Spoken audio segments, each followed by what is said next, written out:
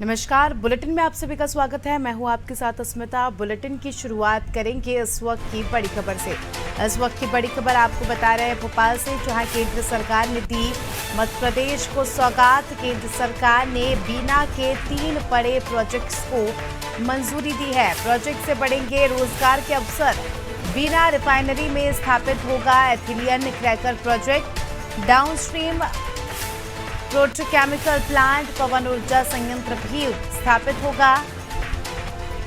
आपको बता दें 49,000 करोड़ निवेश जो है उस पर खर्च किया जाएगा। बड़ी खबर आपको बता रहे हैं, केंद्र सरकार ने मध्य प्रदेश को बड़ी सौगात दी है।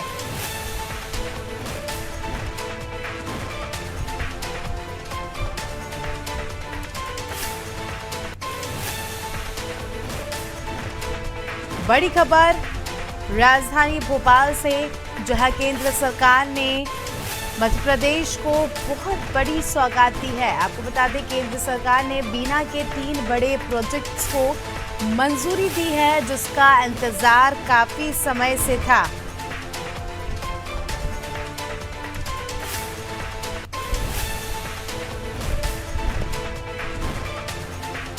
चलिए, हमारे सहयोगी वैभव गुप्ता हमारे साथ इस खबर पर जुड़ चुके हैं। वैभव, बहुत बड़ी खबर है, बहुत खुशी की खबर है। बताया जा रहा है कि केंद्र सरकार ने मध्य प्रदेश को बहुत बड़ी सौगात से नवाजा है।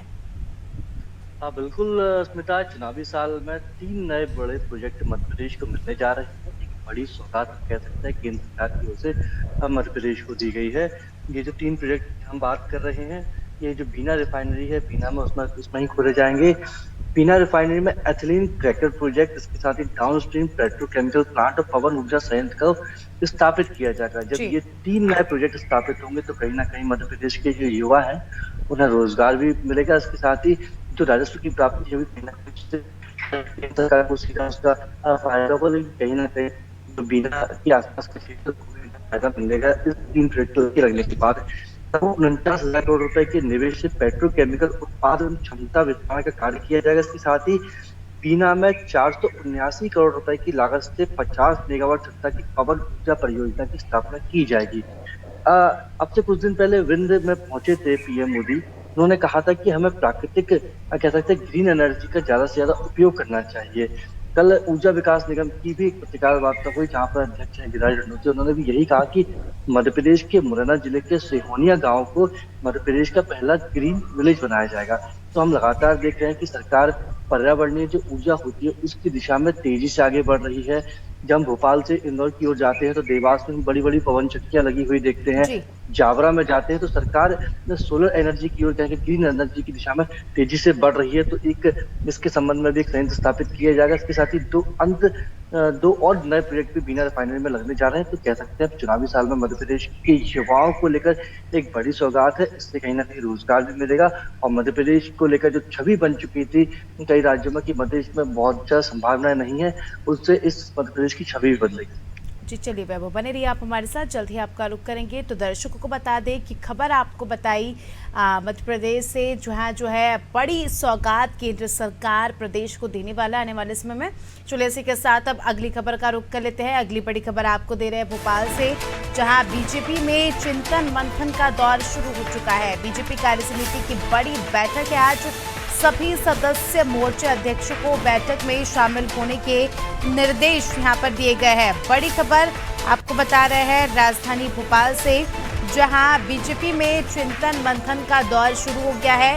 बीजेपी कार्यसमिति की बड़ी बैठक आज है। सभी सदस्य मोर्चा अध्यक्षों को बैठक में शामिल होने के निर्देश इसमें दिए हैं। बताया जा रहा है कि मिशन 2023 को लेकर इसमें रोड मैप तैयार होगा। सीएम शिवराज, मुरलीधर राव बीजेपी सांसद बैठक में शामिल होंगे।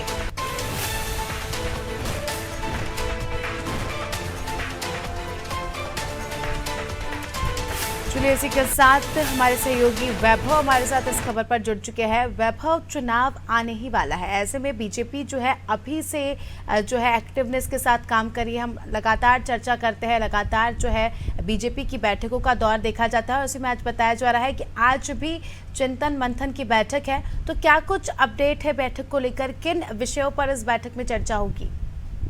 पहला एकमात्र विषय है अस्मिता की जिस तरह से कर्नाटक चुनाव में हार मिली है, उस हार के अनुभवों से सीख कर मध्य प्रदेश में होने वाले विधानसभा चुनाव को लेकर एक ब्लूप्रिंट तैयार किया जाए। जिस ब्लूप्रिंट में उन सारी चीजों का समावेश किया जाएगा जिसकी मदद से भारतीय जनता पार्टी को साल के अंत में होने वाले चुनाव में विजय मिल सकती है। तो प्रदेश कार्य समिति की एक बड़ी बैठक मध्य प्रदेश की राजधानी भोपाल में होने जा रही है। सुबह 11 बजे इस बैठक की शुरुआत होगी, शाम को 6 बजे तक ये बैठक चलती रहेगी। जी। इसमें सभी मोर्चों और प्रकोष्ठों के पदाधिकारियों को बुलाया गया है। कार्य समिति से जुड़े हुए सभी सदस्यों को बुलाया गया है। प्रदेश कार्य समिति के सभी सदस्यों को बुलाया गया है। तो बेहद महत्वपूर्ण बैठक है। राष्ट्रीय महामंत्री तरुण चुग भी इस बैठक में शामिल होने के लिए आएंगे। संगठन के लोग भी मौजूद रहेंगे, सत्ता के लोग भी मौजूद रहेंगे, मतलब विधायक भी मौजूद रहेंगे, मंत्री भी मौजूद रहेंगे, जिलाध्यक्ष भी मौजूद रहेंगे, प्रकोष्ठों के अध्यक्ष भी मौजूद रहेंगे और जो सारे विभाग है बीजेपी के उन सभी विभागों के पदाधिकारी और अध्यक्ष भी मौजूद रहेंगे। ये सभी एक साथ बैठकर इस बात को लेकर चिंतन मनन करेंगे कि अब हमें किस तरीके से आगे बढ़ना है। एक ब्लूप्रिंट तैयार किया जाएगा आगामी योजनाओं के लिए। इसके साथ ही जो नेताओं के दौरे होंगे, क्योंकि अब जिस तरह से हमने कल भी बात की थी अस्मिता इस संबंध में कि जिस तरीके से कर्नाटक में बीजेपी को हार मिली है, तो जी। कहीं ना कहीं उस हार से सबक लेकर अब आगे बढ़ने की तैयारी की जाएगी। सभी नेताओं को उनकी जिम्मेदारियों के बारे में बताया जाएगा और इस काम की लगातार मॉनिटरिंग की जाएगी। जिस नेता को जो काम दिया गया उसने काम वो पूरा किया है या नहीं किया या लापरवाही की है, तो सबकी एक रिपोर्ट तैयार की जाएगी। क्योंकि चुनावी साल में बीजेपी किसी भी तरह का रिस्क लेना नहीं चाहती, क्योंकि मध्य प्रदेश के बाद छत्तीसगढ़ और राजस्थान में भी इलेक्शन होना। छत्तीसगढ़ में कांग्रेस की सरकार है और जिस तरीके से वहां बीजेपी की स्थिति कहीं ना कहीं थोड़ी सी कमजोर है। और हम राजस्थान की बात करें तो राजस्थान में हालांकि कांग्रेस वर्सेस कांग्रेस का माहौल ही नजर आ रहा है, लेकिन बीजेपी को वहां बहुत ज्यादा काम करने की जरूरत है। जी। तो कह सकते हैं कि मध्य प्रदेश एक सुरक्षित राज्य है। सुरक्षित राज्य को बीजेपी अपने हाथों से निकलने नहीं देना चाहिए, क्योंकि अगले साल लोकसभा के चुनाव ही होने हैं। तो बेहद महत्वपूर्ण आज ये बैठक होगी। इस बैठक में सभी सदस्य मौजूद रहेंगे, मंत्री विधायक मुख्यमंत्री, इसके साथ ही संघ प्रदेश प्रभारी भी मौजूद रहेंगे, राष्ट्रीय महामंत्री भी मौजूद रहेंगे। सभी इसी बात पर चिंतन मनन करेंगे कि अब कम समय में ज्यादा से ज्यादा तैयारी करनी है। प्रत्येक नेता अपनी भूमिका को गंभीरता से निभाए, कहीं किसी तरह की कोई लापरवाही ना हो, और लापरवाही जो अगर कोई करता है तो उस नेता के खिलाफ कार्रवाई भी की जाएगी। तो तमाम मुद्दों पर चर्चा हो। जी।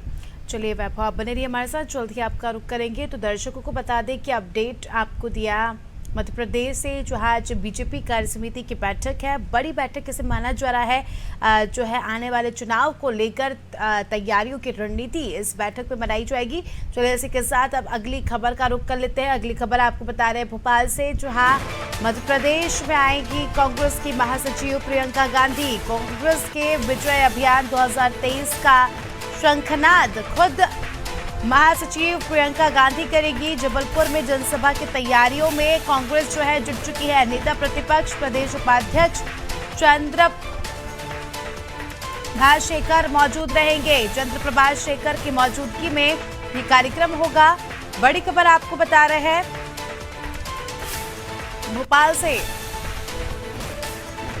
चलिए हमारे सहयोगी वैभव हमारे साथ उस खबर पर जुड़ चुके हैं। वैभव, जैसे कि अभी हमने चर्चा की बीजेपी की तैयारियों पर, अब अगली खबर जो है कांग्रेस के पाले से ही आ रही है, जिसमें बताया जा रहा है कि खुद प्रचार प्रसार के लिए कांग्रेस की महासचिव प्रियंका गांधी जो है मध्य प्रदेश आएंगी। अगले महीने कांग्रेस की जो राष्ट्रीय महासचिव है प्रियंका गांधी विंध्य में आने वाली है, जबलपुर में आने वाली है। 2018 के जो विधानसभा चुनाव हुए थे अस्मिता, उसमें कहीं ना कहीं कांग्रेस ने बहुत अच्छा प्रदर्शन किया था विंध्य में। विंध्य से महाकौशल में और बड़ी संख्या में सीटें भी कांग्रेस को मिली थी। तो यहीं से कह सकते हैं कि चुनावी आगाज होने वाला है मध्य प्रदेश में कांग्रेस की ओर से। प्रियंका गांधी आएंगी, उनकी तैयारियों को लेकर बैठक होने जा रही है। इस बैठक में नेता प्रतिपक्ष गोविंद सिंह भी मौजूद रहेंगे। इसके साथ ही संगठन उपाध्यक्ष चंद्रप्रभाष शेखर इस बैठक में उपस्थित रहेंगे। इस बैठक में जो प्रियंका गांधी है उनके दौरे पर विस्तार से चर्चा की जाएगी। प्रियंका गांधी रोड शो भी करेंगी, मां नर्मदा का पूजन भी करेंगी, पार्टी के कार्यकर्ताओं से भी संवाद करेंगी। तो इनके इस कार्यक्रम के दौरान किसी तरह की कोई परेशानी का सामना ना करना पड़े, क्योंकि प्रियंका गांधी एक बड़ी नेता है, देशभर की बड़ी नेता। और जिस तरह से कर्नाटक इलेक्शन में भी वो प्रचार करने गई थी और कहीं ना कहीं उनके प्रचार का कुछ ना कुछ फायदा भी मिला है। प्रियंका गांधी जब कर्नाटक में चुनाव प्रचार करने पहुंची थी अस्मिता, तो उन्होंने वहां के स्थानीय मुद्दों पर ही चर्चा की थी जनसभा के दौरान। तो ये बेहद महत्वपूर्ण हो जाएगा जब वो मध्य प्रदेश आएंगी तो किन मुद्दों पर चर्चा करती है। और उनके सभी दौरों की तैयारियों को लेकर लगातार बैठकें हो रही हैं जी। कि प्रियंका गांधी किन लोगों से मुलाकात करेंगी, आम सभा के दौरान किसी तरह की परेशानी ना हो, जब वो मां नर्मदा का पूजन करने हैं तो किसी तरह की कोई परेशानी ना हो। तो इन तमाम मुद्दों को लेकर बैठकें होने जा रही हैं। जी वैभव, उत्तर प्रदेश में भी देखा गया था कि प्रियंका गांधी वहाँ की प्रभारी थी, फिर भी वहाँ पर प्रचार प्रसार करने नहीं गई, तो कहीं ना कहीं इसका बहुत ज़्यादा इम्पैक्ट पड़ा। वोटर्स में नाराज़गी देखने को मिली, क्योंकि जैसा कि हमने पूर्व में भी चर्चा की, जब पार्टी का कोई बड़ा नेता नहीं आता है तो जनता के मन में भी जो है वो कॉन्फिडेंस नहीं आ पाता। ऐसे में अब मध्य प्रदेश दौरा है, तो क्या लगता है उनका ये दौरा, उनका मध्य प्रदेश में आना कितना इम्पैक्ट डालेगा आगामी चुनाव में? बिल्कुल, बहुत प्रभावी ये दौरा रहेगा प्रियंका गांधी का जब वो मध्य प्रदेश आएँगी, कार्यकर्ताओं से संवाद करेंगी, क्योंकि जब बड़ा नेता, कोई भी नेता किसी भी पार्टी का जब अपने कार्यकर्ताओं के बीच में जाता है, तो कहीं न कहीं थोड़ी-सी कार्यकर्ताओं में जान आ जाती है।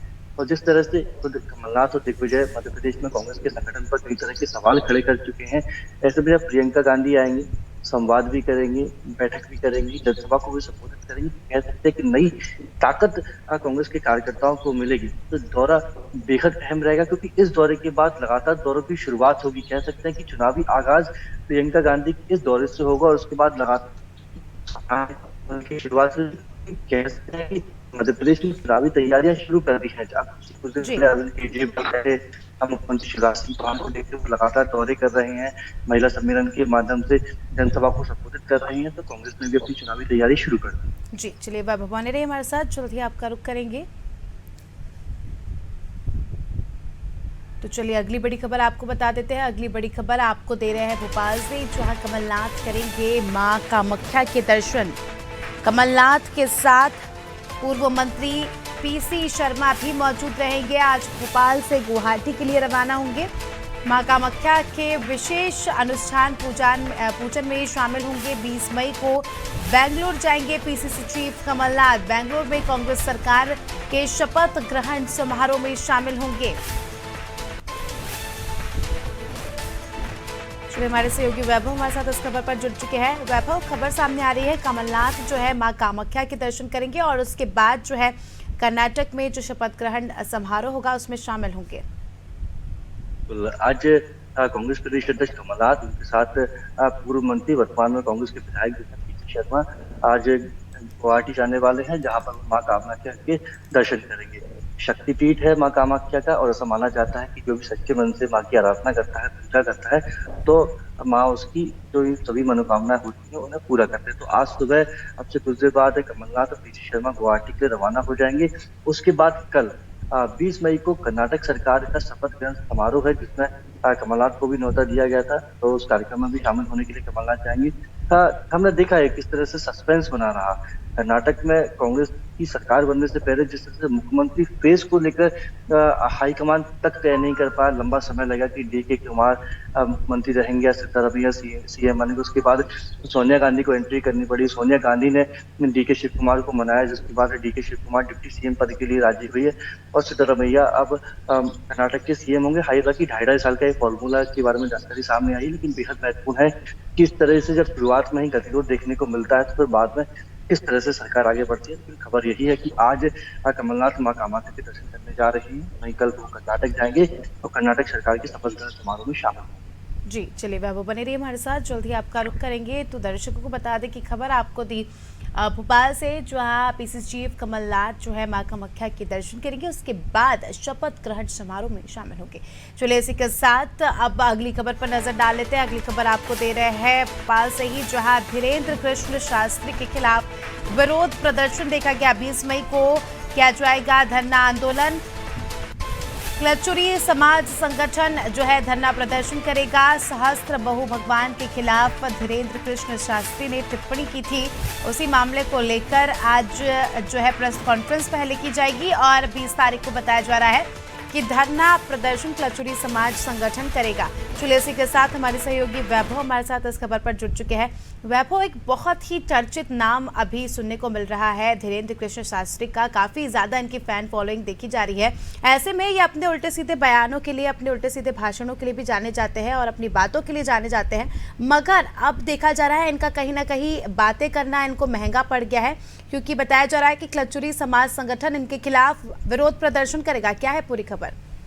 बिल्कुल, बाबा बागेश्वर धाम के बाबा हैं, पीठाधीश्वर हैं धीरज शास्त्री, उनकी फैन फॉलोइंग इसलिए बढ़ रही है कि वो मन में जो आता है वो कहते हैं और लोग उनके इस रवैये को बहुत ज़्यादा लाइक करते हैं। मध्य प्रदेश में जहाँ उनका धाम है, वहाँ भीड़ लगी रहती है, हर हफ्ते भीड़ लगी रहती है और मंगलवार और शनिवार को तो ऐसा होता है स्मिता कि वहाँ पर पैर रखने के लिए जगह नहीं मिलती है। भोपाल से राजधानी नामक एक ट्रेन है जो कि सुबह रवाना होती है छतरपुर के लिए। जब वो भोपाल से रवाना होती है तब ट्रेन में ज़्यादा भीड़ नहीं होती है, लेकिन जब वो छतरपुर पहुंचती है तो छतरपुर स्टेशन से 5 किलोमीटर पहले ही इस ट्रेन को रुकना पड़ता है। इतनी भीड़ वहाँ पर मंगलवार और शनिवार के दिन हो जाती है। तो हम जिस तरह से देख रहे हैं कि बिहार में भी जब वो रामकथा का आयोजन करने गए थे तो दिव्य दरबार जब उनका लगने वाला था तो इतनी भीड़ पहुंच गई थी कि आयोजकों के लिए व्यवस्था जुटाना नामुमकिन हो गया था। तब बाबा ने धीरज शास्त्री ने खुद कहा था कि आप टीवी से ही मेरे दिव्य दरबार के दर्शन कीजिए, रामकथा का आनंद लीजिए, कथा स्थल पर आने की जरूरत नहीं है क्योंकि व्यवस्थाएं जुटाना नामुमकिन है। अब से कुछ दिन पहले धीरेन्द्र शास्त्री ने एक बयान दिया था कलचुरी समाज की जो आराध्य है सहस्त्रबाहु उन्हें लेकर। हालांकि बाद में उन्होंने माफी मांग ली थी। उन्होंने कहा था कि जहां से मैंने पढ़ा था वहां मुझे यही संदर्भ मिला, इसलिए मैंने सहस्त्रबाहु को लेकर इस तरह का बयान दिया था। किसी तरह की कोई भावना आहत हुई है तो मैं उसे लेकर माफी मांगता हूँ। सोशल मीडिया पर भी वो माफी मांग चुके हैं और बयान देकर भी माफी मांग चुके हैं, लेकिन कलचुरी समाज उनकी इस माफी से कह सकते हैं कि वो चाहता है कि वो बताएं बाबा की किस संदर्भ में उन्होंने इस बात को कही थी, खास किस किताब से उन्होंने सहस्त्रबाहु के बारे में ये सारी चीजें पढ़ी थी। तो आज कलचुरी समाज की प्रेस कॉन्फ्रेंस होगी और कल धरना प्रदर्शन आंदोलन किया जाएगा धीरेन्द्र शास्त्री के खिलाफ। जी, तो किस प्रकार से ये लोग प्रदर्शन करेंगे, उसकी क्या कुछ खबर है कि कहाँ पर ये प्रदर्शन होगा और किस प्रकार से विरोध करेंगे? क्योंकि जैसा कि आपने बताया माफी तो मांग ली बाबा ने, अब इनकी क्या मांग है? अब बिल्कुल यही मांग है। ये कह रहे हैं कलचुरी समाज के जो प्रतिनिधि हैं कि जो सहस्त्रबाहु को लेकर बात की आचार्य धीरेन्द्र शास्त्री ने वो किस किताब से पढ़ के की थी, क्योंकि धीरेन्द्र शास्त्री ने जब माफी मांगी तो उन्होंने यही कहा था कि मैंने किसी किताब में इस संदर्भ को पढ़ा था, उस किताब के आधार पर भी मैंने ये बात की थी। हालांकि धीरेन्द्र शास्त्री ने इस बात पर कोई उत्तर नहीं दिया कि किस किताब के आधार पर उनकी तरह बात की गई थी। तो आज प्रेस कॉन्फ्रेंस होने जा रही है। प्रेस कॉन्फ्रेंस में कलचुरी समाज अपने आंदोलन को लेकर पूरी रूपरेखा बताएगा कि किस तरीके से वो आंदोलन करेगा, अब उनकी मांग क्या, क्योंकि ये वाजिब सवाल है स्मिता, जब वो माफी मांग चुके हैं तो फिर किस बात की। जी, चलिए बहुत बहुत शुक्रिया आपका वैभव हमारे साथ जुड़ने के लिए और तमाम जानकारी हमारे दर्शकों तक साझा करने के लिए। तो खबर आपको बताई भोपाल से, जहां कलचुरी समाज जो है बाबा धीरेन्द्र कृष्ण शास्त्री के खिलाफ आंदोलन करेगा। अब बाबा के दिए बयान का विरोध जो है कलचुरी समाज करेगा। अब देखना खास ये होगा कि किस प्रकार से जो है ये विरोध प्रदर्शन होता है और कहां जाकर ये विरोध खत्म होता है। और इसी के साथ इस बुलेटिन में फिलहाल इतना ही। दीजिए हमें इजाजत, नमस्कार।